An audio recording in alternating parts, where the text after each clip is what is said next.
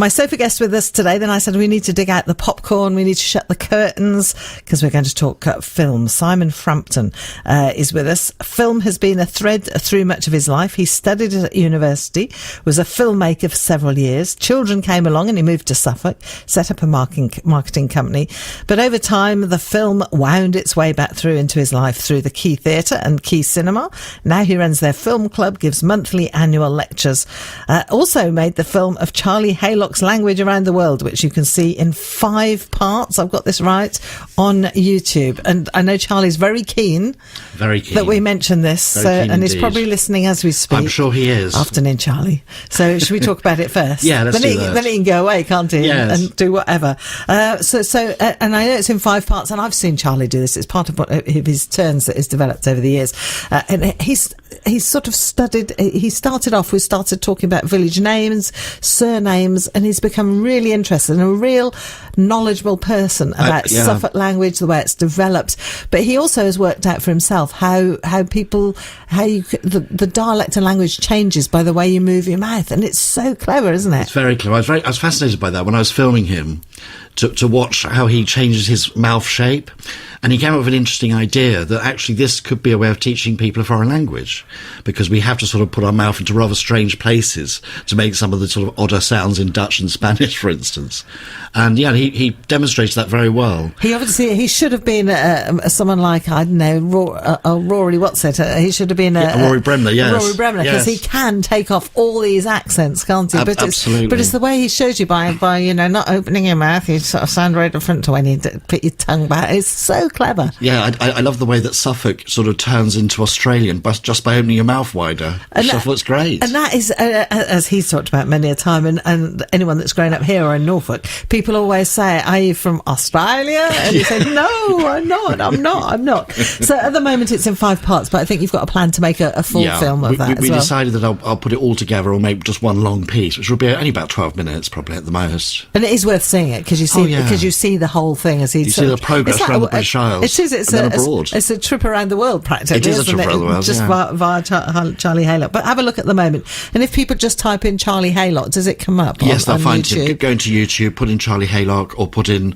I don't know, you can put in dialect, and you'll probably find it as well. I put in lots of tags for it. Yeah, so if you have a look, you'll see those, and it really is worth having a look at them. I put some links on my Facebook page, so have a look at those. So you met up with Charlie. You're both from the west of the county. Yes. Film is your thing. So tell me about Sudbury Film Theatre, because I think it used to be, it's the Key, isn't it? Yes, I don't actually work at the Key anymore. Do you not? That clear. Sorry, moved on again. No, because I went there to start the cinema. They asked me to go in and set it all up and get it going, and I did that. I was very happy to do that. But I've moved on now. I'm freelance, and I'm a lecturer mainly in film and make films. Okay, so what you call yourself? I make films, and I'm also a film lecturer.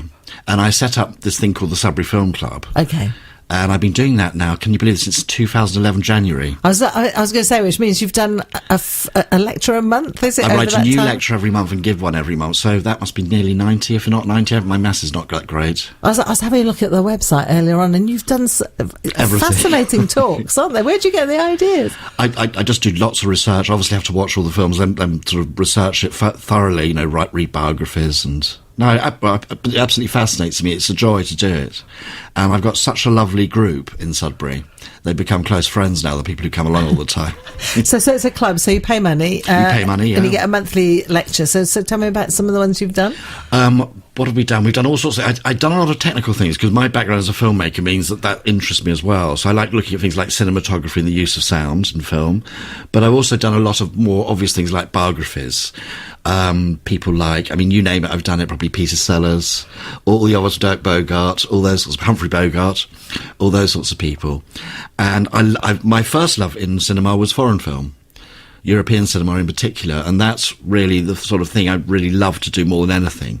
Because we don't get much chance now in England to watch foreign films. You have to be sort of part of quite independent little film theatres, don't you, to get to watch any of that? You really do. And even the sort of better independent theatres find it quite a struggle to get enough people, bums on seats, basically. To warrant the money. To warrant that film, yeah, which is sad. It's interesting, isn't it? Because lots of film, international film festivals and so on, you get to see quite a lot of international stuff. But film festivals are wonderful, yeah. Like Cambridge is very good.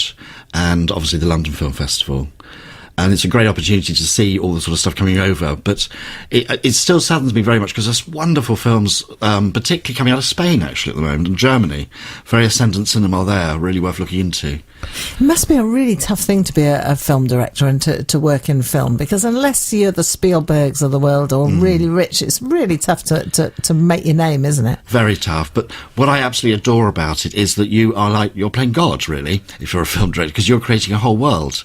And you literally bring in every other art form you could imagine: sound, music, art, set design. Everything is included in filmmaking. So if you're a sort of slightly creative person, you get the opportunity to work with some very interesting people. So, yeah, it's absolutely my life. and you, I know you'd like to do more filmmaking like you've done with Charlie as well. Yes. What other films have you done locally? I've done quite a lot for the Arts Council. I made a very interesting film about three dancers. I was looking at flamenco, rock sharky, and Katak. Rock sharky is basically the belly dance. And what I worked out was that those three dances have a common heritage. They travelled around the world. And I managed to get dancers from each of those countries to come to Suffolk, and they're musicians. And I filmed them, and it was all paid for by the Arts Council. It's actually wonderful, great experience. I was going to say, because it's no good doing the film and then seeing if anyone will buy it. You need to be commissioned. This was a commission, yeah. I mean, a lot of my stuff has been commissioned, actually. I've been lucky like that. And I will talk about some of the things you've done in the past as well. Tell me about the fashion show, because I think that you didn't realise to start off with that you quite like this standing up there talking to people. That's very clever of you, Lesley. I didn't. I was someone, when I was a child at school, I would never want to be noticed in the classroom or put my hand up, but it sort of happened slowly. I started the cinema at the Quay. I started to introduce the films. I thought it might make it more interesting. Hopefully to explain a bit about them, yeah? Rather than bore people, I hope. And then that led to me doing other talks. And yes, then we did the vintage fashion show with my then girlfriend Jane, who was absolutely amazing. So tell me about that. I'm intrigued to know more. Well, what we did was we decided, it was quite ambitious, we decided we wanted to look at fashion from the 1920s up to the 1980s. And we decided we had to have original clothes from each of those eras. And what we hadn't realised was how difficult that was. Because things like the 1920s were very difficult to find, but we did find them. And then we got models, we dressed them up, and we used with music. And then we met some amazing people who provided props. We went right through the war years, so we did the Land Girls. And for that, this local enthusiast had an American Army truck. So we were able to drive the Land Girls into the theatre. So, yeah, it was a great day. And that sort of inspired you to go on? Yeah, then I wanted to do more things. Then I've always been interested in the expeditions of Antarctica, like Scott and people like that. And I did a long talk about that, and I sort of dramatised it as well from the diaries, and that was great fun. And then I think I did something about the Battle of the Somme. And then someone said to me, well, why aren't you talking about the thing you know most about, film? And that's where Film Club started. So that's where the Film Club. And I think we were talking yesterday about this weekend, the Granary. It's been refurbished, hasn't it? And it's reopening for the River Ster Trust, and that's where you go, isn't it? It's lovely, and they're really lovely people in the Granary. They really look after us. It's a very beautiful, I don't know if people know it, it's an 18th century building on the Stour. Right, on the Stour or Stour. You say Stour and I'll say Stour, and we'll get it right between us then. Right. Charlie will tell us off, won't he, in a minute for that? I don't know which he says, but we've done research, and both I think are equally allowed or equally said as well. He'll probably tell us don't ring, but he'll probably tell us the origin of the phrase as well. So and tell me about some of the events you've got coming up at your film club. Yes, so my next event is on August the 10th, and anyone listening who wants to come along to the Granary in Sudbury will be very welcome. And I'm talking about Spanish cinema. Funnily enough, I've just mentioned that Spanish cinema is very much in the ascendant, and that's what I'll be talking about. I'll be looking at people like Luis Buñuel, who was the great surrealist who worked with Salvador Dali and made a Chandelou, and obviously Pedro Almodovar, Women on the Edge of a Nervous Breakdown. Many people will remember that. And I can't forget the wonderful Carla Sora, who made dance films, in particular Carmen. And I've always loved dance films. Dance and film just work so well together. Excellent. So if you're interested, and can you come along just for the one-off? Absolutely. Or do you have to join the club? Come along. You have to join. Just come along for the day and see if you like it, and hopefully you will. And I give a talk, then I will, with clips, and then I will show you a full-length film. Do you wish you were doing more actual making of film? Oh, absolutely, yeah, absolutely. I was sort of hoping this Charlie thing might lead to more. Well, it's early days, isn't it? I mean, YouTube's a great shop window, I suppose that's the idea, yeah. is it? And I've done a lot of things over the years, it's funny how all things come out, I've got a lot of filmmaking friends all over the place, so I've got a very good friend in Sudbury, Mark Newby-Robson, who helped me on this film with Charlie, and we're both very keen to do more. And if there are any other artists who want a promotional film, we're the guys to come to. And we'll hear how you've done work for charities and so on. Absolutely. So promotional stuff is probably I could do really that. Up your street, isn't it? Yeah, very much so. Yeah, it's true, isn't it? We all have.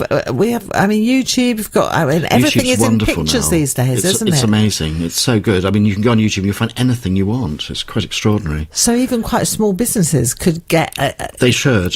Yeah. I would suggest to every business out there and every artist, certainly, they ought to have a video on YouTube now. There's really no excuse not to. It really, yes. Because I think when you trained, didn't you use proper film? I trained with 35mm, film. yeah, and shot with that, which I loved. I mean, that's what if I'm absolutely honest, I'm a bit old school. I love film. Is it because you can edit it? I mean, because when we started here, tape was reel to reel. I remember. And I had razor blades you were and cutting razor blades stuff. on a 45-degree, weren't you? Yeah, so, and would it have been with you with film? Would you have absolutely the film? same, splicing film, picking it up, looking at it. It's very physical. Yeah, it's dirty, totally different. Very dirty. You get covered in emulsion. It's a different world these days, isn't it? It is. I mean, to be honest, it's much cleaner working on video, and it's a lot easier to edit in a lot of ways.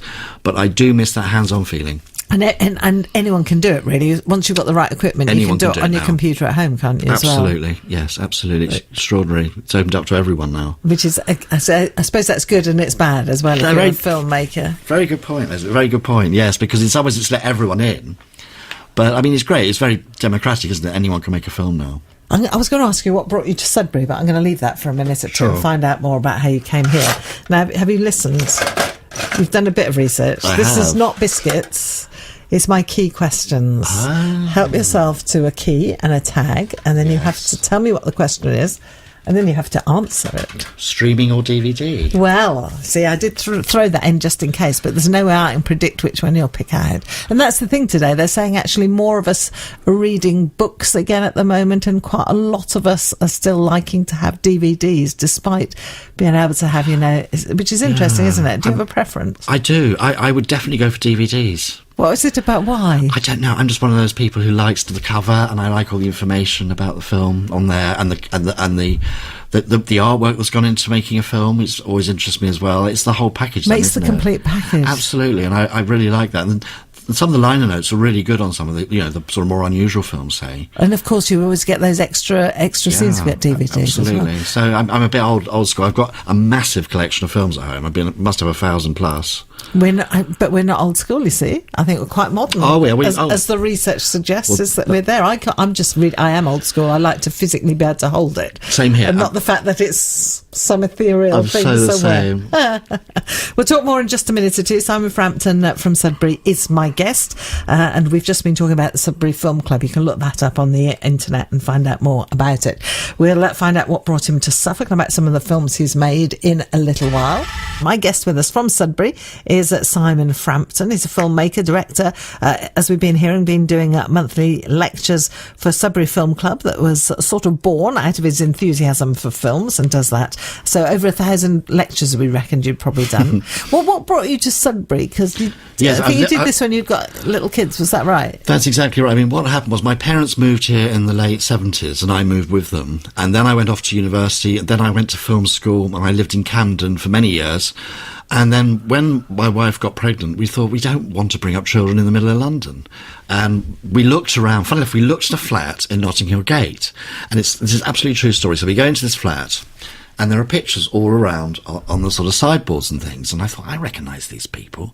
It was the director, John Huston. It was his daughter, Angelica Huston's London flat. Good grief. How crazy is that? And as much as I'd love to have bought it, it was ridiculously expensive. We couldn't afford it.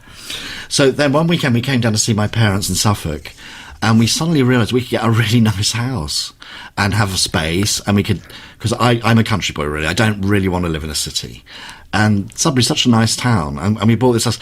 And bizarrely, another film connection, that house was owned originally by Douglas Fairbanks Jr. No. Absolutely Where right. in Sudbury? In the connection in Sudbury. Can you believe it? So what, did he live there, or did he just own the house? He bought it for his family. I don't think he ever actually lived there, but the family did.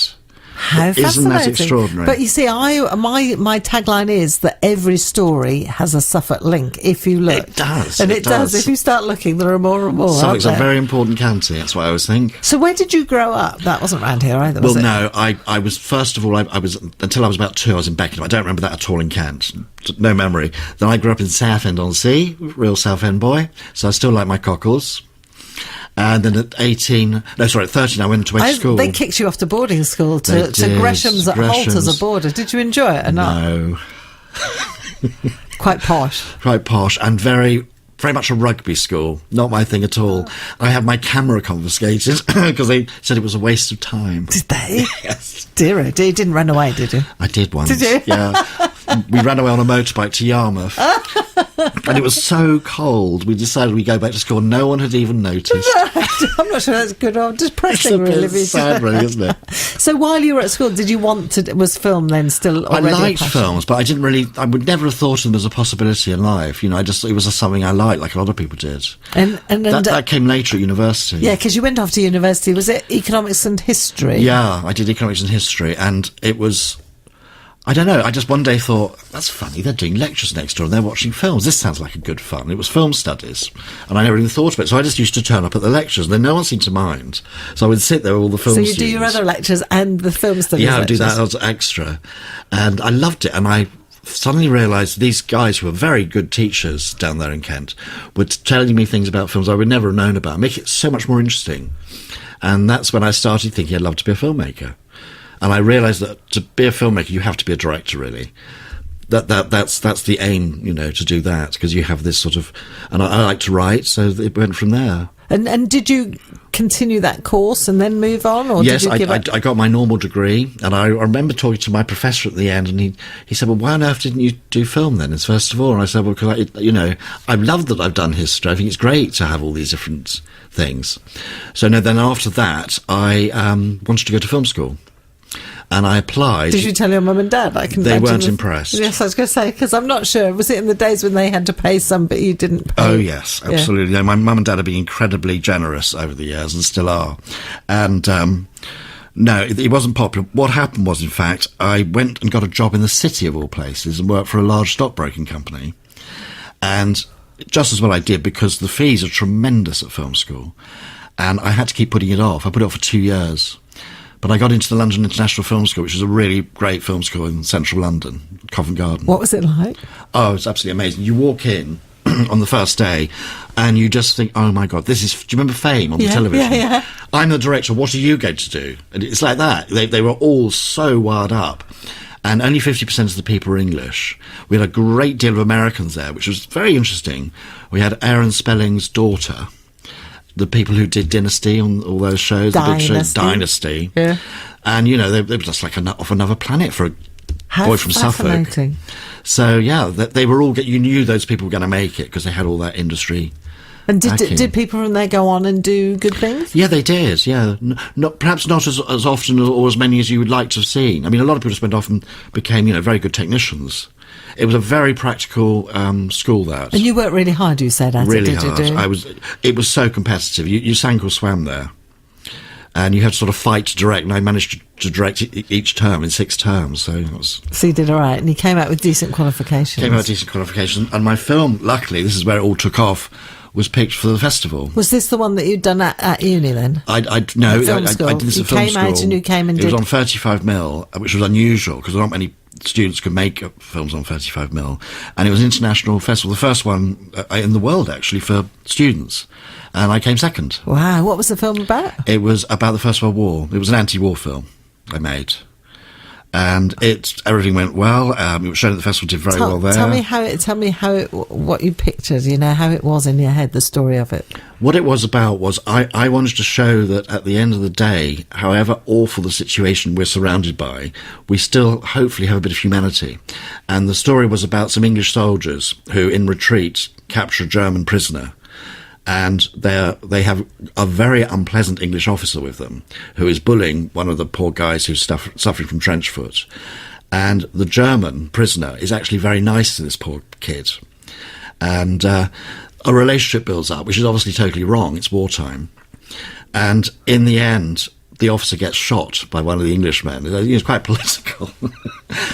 So I just wanted to show that actually it's human kindness which wins through at the end. It's humanity. And you got second at this festival. Yeah, it was really good. That must have been so exciting. You must have thought you were on... Oh, absolutely. The BBC bought the film, and it was shown on BBC Two. They made a documentary about filmmakers from around the world, because this is in the Soviet era still. So the Soviet Union were there, the Americans were all there, the French, everyone from every country you can imagine, Cubans, and they made this film called Tomorrow's Filmmakers. And they looked young directors from all over the world, and I was the one for England, so that was fantastic. Gosh, how exciting. Yeah. But things got a bit tougher, didn't they, I think? They did. But, initially it was great. Weird things happened. Like, I was at home one day in my house in Sudbury, and the phone rang, and this guy said, "This is Hercules Melville." And he said, "I'm here with Bertolucci." Even I've heard of Bertolucci. We've watched your film, we think it's really good. And, he's also the producer of Polanski. And so this is like, my God, these are the people I absolutely admire the most. And I was saying, well, can I come and work for you? I'll work for nothing, Unfortunately not, because it's unions, you see. You couldn't do that. Oh, frustrating. Couldn't do it. But they were very nice, and they said, whenever you want to, just ring us and we'll talk to you. Yeah, but that's all very well, isn't it? How frustrating, exciting and frustrating. Totally frustrating, because you're so near but so far. You did get work out of it, didn't you? I did. Because was it Help the Aged? Yes, I had a lovely producer at the BBC called Jean Lachard, and she put me in touch with a charity, and I got the most fantastic opportunity.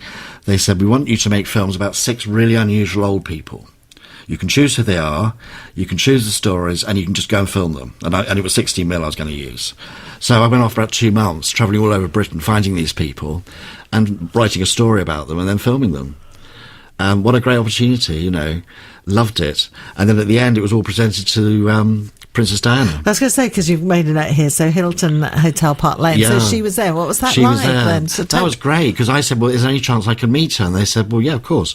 So we just ended up in a room on our own with her, which was very unusual. She's very funny. She came through these double doors at the Hilton saying, "Open sesame." And then she came. And so she'd seen the films. She'd seen the films, yeah. That was fun. And then after that, I pushed and got the Arts Council things, and that kept me going for quite a few years. So what did you do with them? I did the dance film I mentioned earlier. I did I'm quite a left-wing character, and I like helping people. So I remember doing a lot of charity work. Like I did, I was very interested in deaf people and how difficult it was for them to use a library. And I managed to get some money together and made a film about that. And funnily enough, because I've worked with blind people and deaf people are by far the most difficult. In communication, I found. It's because it's hidden, isn't it? It is. And we take... I was talking earlier on to someone who's had cancer in his eye, and we take all our senses so much for granted, don't we? Absolutely. So, yeah, some odd things happened. I ended up in Stoke Mandeville filming over there, and I always remember this story. I was approached by this American, and he said, "I'm from the National Rifle Association.